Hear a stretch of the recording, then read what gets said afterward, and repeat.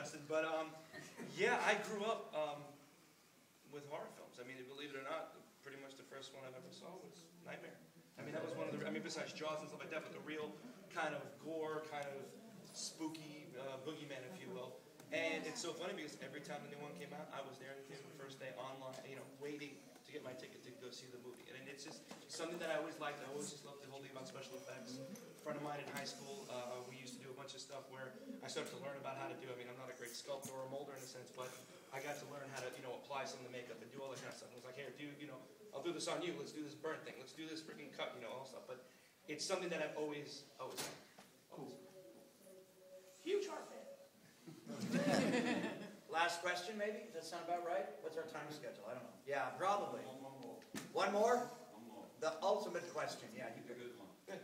What do you think are the elements of a really good horror movie? Having Robert it in.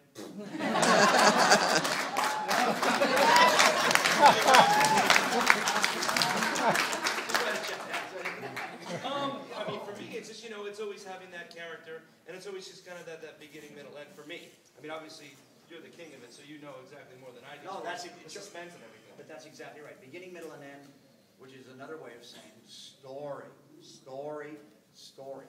You know, you have to have story. There can be extraordinary effects and great ideas, but you've got to have that story. Film is essentially a narrative art. I mean, we tried to make it a light show in the 60s. I was alive in the 60s. It's not a light show. It's not a light show. It's not nonlinear. Film is basically an narrative. It doesn't have to be 2 and 2 equals 4. It can be 4 is the result of 1 plus 1 plus 1 plus 1. It can be 4 is 3 plus 1. It can be 2 and 1 and 1 and, you know, it can be all these different, what's the game? 3-card Monte, you know. It can be all this shuffling of beginning, middle, end, beginning, end, middle that you want to do, but they all have to be there at some point. Whether it's in a flashback, you know, you can confuse the audience for 2 or 3 reels, but eventually you've got to tell them what they were seeing and what that meant, and then bring them along. And I think what's happened is directors love playing with all the new toys and technology, especially the new effects that are available to us. When I used to pitch back in the 80s, you always watched your budget.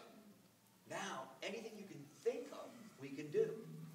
But you have sometimes to be... it gets lost, though. And sometimes they rely on it too much. Instead of fixing the story before you start shooting the movie, they say, we'll fix it in post. You know, we'll put in we'll make the clouds dark, and we'll put in a tsunami or whatever. And you can't fix it that way. So I think that whatever kind of film you're making, you got to have a good story. I think that's it. You guys, go see